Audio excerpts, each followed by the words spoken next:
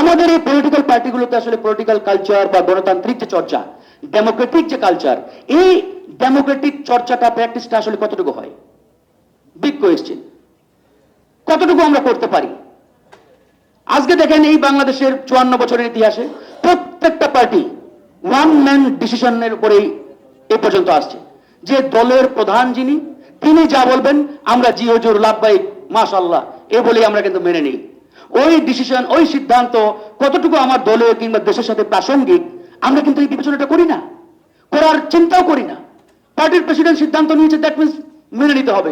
আর আমি যদি না মানি তাহলে আমাকে দমিয়ে দেওয়া হবে, কিক আউট করা হবে, দল থেকে বের করে দেওয়া হবে, নাহলে এমন ভাবে দলের মধ্যে চাপিয়ে রাখা হবে যে আমি আর উপরে উঠতে পারবো না। এই প্র্যাকটিস কিন্তু আমাদের এই 54 বছর চলে আসছে। গণতান্ত্রিক চর্চা আমাদের দলগুলোতে নেই। আমি নিজেকে ধোয়া তুলসী কথা বলছি না, আমি নিজেও যেহেতু একটা দলের শীর্ষ পর্যায়ে আছি, বিকজ আমার দলেও এই প্র্যাকটিসটা একবারেই লিমিটেড, সংকুচিত। এই কারণে কিন্তু সেটা নারী নেতৃত্বের কথাই বলেন কিংবা অন্য নেতৃত্বের কথাই বলেন, এটাকে আমরা যেভাবে প্রস্ফুটিত করা দরকার, যেভাবে বিকাশ করা দরকার, এই জিনিসটা আমরা করতে পারছি না।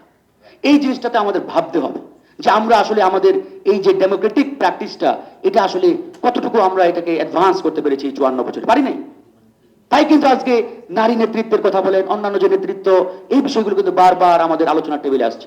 তো এই বিষয়টা আমাদের ভাবতে হবে, আলোচনা করতে হবে। আমরা এই 54 বছরে কতটুকু অ্যাডভান্স হতে পেরেছি, পারি নাই।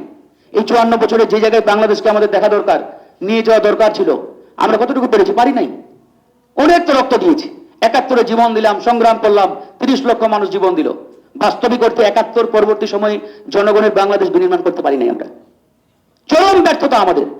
আবার 90 সালে সেখানে 90-এর পাপিয়া পাড়া ওই সময়কার একবারে রাজপথের যোদ্ধা, তারা ওই সময় আন্দোলন করেছেন, স্বৈরাচার বিরোধী আন্দোলন হলো।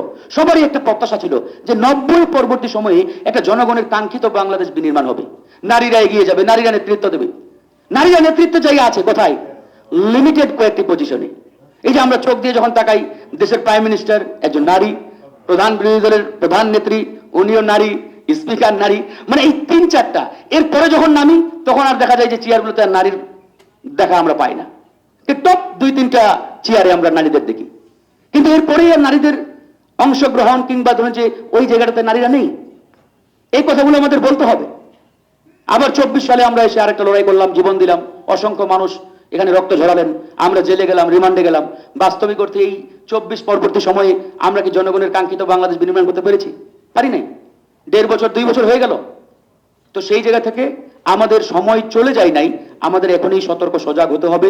এবং নারী শুধু না, আমি বলবো এই বাংলাদেশটাকে এমন একটা জায়গায় নিয়ে যেতে হবে বা এমন একটা জায়গায় আমাদের দাঁড় করাতে হবে যে নারীর এই প্রশ্নটা কেন আসবে, পুরুষের প্রশ্নটা কেন আসবে।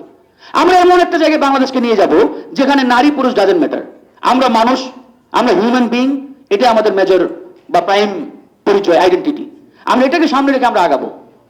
তো সেই জায়গাটাতে সবাই যাতে আমরা উদ্যোগী হই, সজাগ সতর্ক হয়ে এগিয়ে যাই, এ বিষয়ে আমি সকলকে কাজ করার আহ্বান জানাবো। আমি চাই একটি সুন্দর বাংলাদেশ, স্বপ্নের বাংলাদেশ, যেখানে কোনো বৈষম্য থাকবে না, যেখানে কোনো হানাহানি, মারামারি, রাজনৈতিক কোনো প্রতিহিংসা থাকবে না। এরকম একটি বাংলাদেশ যদি আমরা বিনির্মাণ করতে পারি, তবেই দেখবেন এই প্রশ্নগুলো আসবে না, আলোচনা করা লাগবে না। ভালো থাকবেন, আল্লাহ হাফেজ।